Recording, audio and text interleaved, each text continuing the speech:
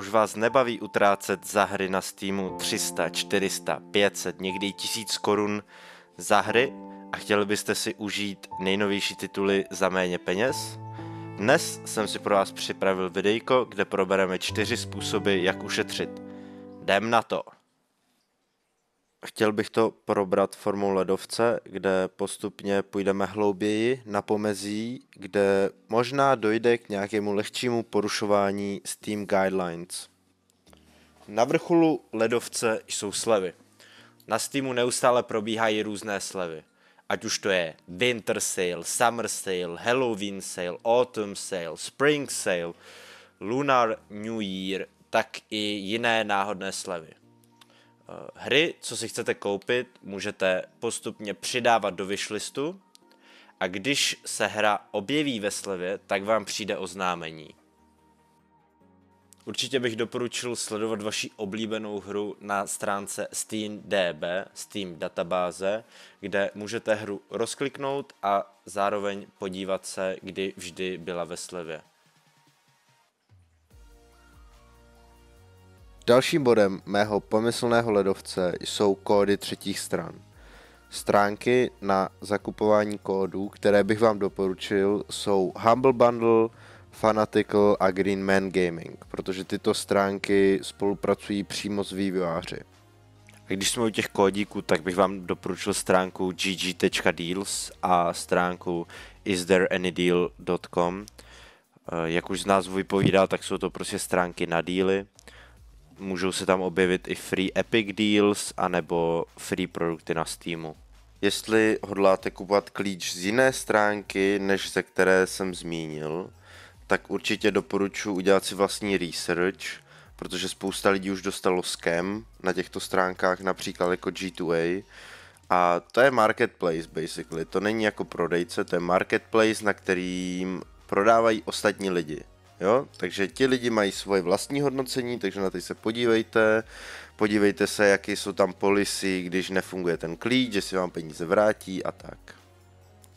Třetím způsobem, jak ušetřit na Steamu, je změna regionu. Máte 3 způsoby, jak docílit levnějších her. Buď to změníte svůj vlastní účet pomocí VPNky, nebo založíte nový účet pomocí VPNky, anebo koupíte už založený účet. Na tyto účty bych doporučil vkládat peníze pomocí Steam Gift Card. A na jaký region byste měli svůj účet změnit? No, podívejme se na kolonku Price History. Když si seřadíme Converted Price od nejmenšího po nejvyšší, tak nám vyběhne tato statistika. Osobně bych doporučil asi ruský účet. Když jsem tady zmínil kupování účtů, tak 4. způsobem, jak ušetřit na Steamu, je kupovat účty, které už na sobě ty hry mají. Existují 2 stránky, které můžete pro nákup účtu využít. Řekněme, že chceme koupit Far Cry 6. Tady si vybereme Accounts a zadáme Steam. Seřadíme od nejnižší ceny a vidíme, že Far Cry 6 Standard Edition, fresh účet, Steam za 8 euro. Na Steamu tato hra stojí 60. Druhou takovou stránkou je FunPay. Určitě si dejte pozor, ať kupujete pouze účty FA, což znamená Full Access. To je, když prodejce přidá k účtu i e-mailovou adresu. Chtěl bych na závěr hodit ještě nějaké disclaimery a honorable mentions. Číslo 1 disclaimer je, že když mě bylo 12, tak jsem chtěl hrozně GTA 5 a myslel jsem si, že když si koupím random klíč za $1, tak o můj bože, co když tam bude GTA 5. Ne, to nefunguje, tady vám pouštím klip, jak jsem si koupil klíč za $1 a nakonec tam byla hra za 50 centů. Druhý disclaimer je, že bych vás chtěl odradit od pirátění her. Prostě z několika důvodů, budete to mít zasekaný, někdo se vám tam dostane a prostě je to ilegální basically, takže to nedělejte.